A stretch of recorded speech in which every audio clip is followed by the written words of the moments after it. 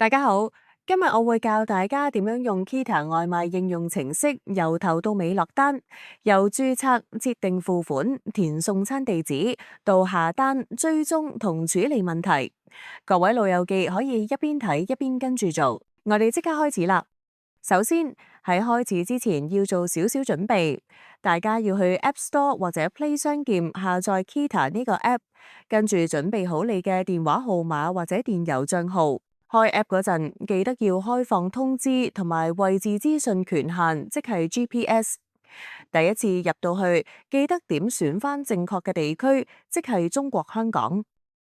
跟住落嚟係註冊或者登入，睇下主畫面右下角，點擊賬戶，然後再撳 Kita 用戶就會入到註冊頁面啦。我建議大家選擇用手機號碼註冊會方便啲。輸入完手機號碼之後，系統會發送一個4位數字嘅驗證碼短信俾你。如果你用電郵地址註冊，系統就會 send 驗證碼去你個電郵信箱。收到之後，輸入翻正確嘅驗證碼同基本個人資料，咁就完成註冊啦。之後我哋要設定付款方式同地址，點擊賬戶，然後撳付款方式就可以新增俾錢嘅方法。Kita 支援好多種付款方法，包括信用卡同埋多種電子錢包，好似 PayMe、八達通、Alipay HK 等等都用得。如果你想用信用卡俾錢，請輸入信用卡號碼、姓名、有效期同埋卡背嗰個 CVV 或者 CVC 號碼。建議大家開啟埋保存為常用卡。咁下次系統就會預設用呢一張卡俾錢，唔使再入過。搞掂就點擊確認新增，跟住去翻賬戶頁面，點擊地址管理，然後輸入送遞地址，記得填清楚大廈名、街道、門牌、聯絡人姓名同電話號碼。送遞指引方面，你可以揀當面交收或者放喺指定地點。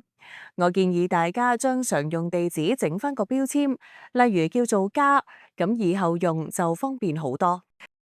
搞掂設定就可以落單啦。首先揀外送或者自取，系統本身預設係外送㗎。如果點擊自取，就會顯示邊啲餐廳可以提供自取服務。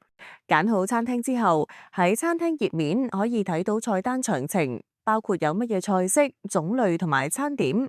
睇啱就點擊你想食嘅餐點。點擊餐點之後，可以再揀細節規格，例如大細、甜度、加唔加配料等等。記住留意，有啲選擇係必選嘅規格嚟㗎。完成後點擊下面加購，揀好晒想食嘅嘢就點擊埋單，進入結算頁面。去到結算頁面，請大家核對清楚個地址啱唔啱。如果需要修改，就點擊切換。揀翻正確地址之後，系統會自動顯示大概幾點送到。繼續向下掃，可以睇到訂單詳情同價錢小計。如果需要調整，請點擊調整，翻去菜單頁面再揀過。咁同時，大家可以點擊當面交收，選擇送遞指引，入面可以選擇當面交收，或者選擇放喺指定地點。送餐員會按指定要求喺大堂交收外賣，或者直接將外賣放喺門口等等。確認冇錯之後，就揀付款方式，點擊更多可以揀用咩俾錢。支援信用卡、多種電子錢包，包括 PayMe、八達通、Alipay HK 同埋 Apple Pay 等等。揀好合適嘅付款方式之後，點擊確認付款。成功俾錢之後，會出現訂單追蹤頁面，上面有齊晒訂單詳情，包括訂單編號、狀態、地圖資訊同送遞員資料。大家可以特別留意住個訂單狀態，例如係餐廳準備中、送餐員取餐中，定係送餐途中。當見到顯示外賣接近嗰陣，就要留意門鐘同埋電話通知啦。收餐嘅時候，記得核對下啲餐點齊唔齊啊！萬一訂單有問題點算呢？假設訂單出現延遲，系統本身會顯示預計送達時間。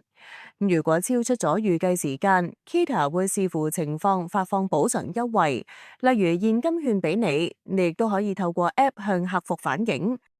假設出現送錯、送漏訂單，或者顯示已送達，但係實際未收到，首先記住要影相存證，然後喺訂單追蹤頁面右上角點擊幫助，向 Kita 官方客服上傳照片，同埋說明翻個情況。客服處理後會根據情況安排補送、退款或者俾優惠補償你。至於其他問題，做法都係一樣，首先拍照存證，然後同樣喺訂單追蹤頁面右上角點擊幫助，揀翻相關嘅問題，然後點擊聯絡客服，將有關圖片同詳情話俾客服知。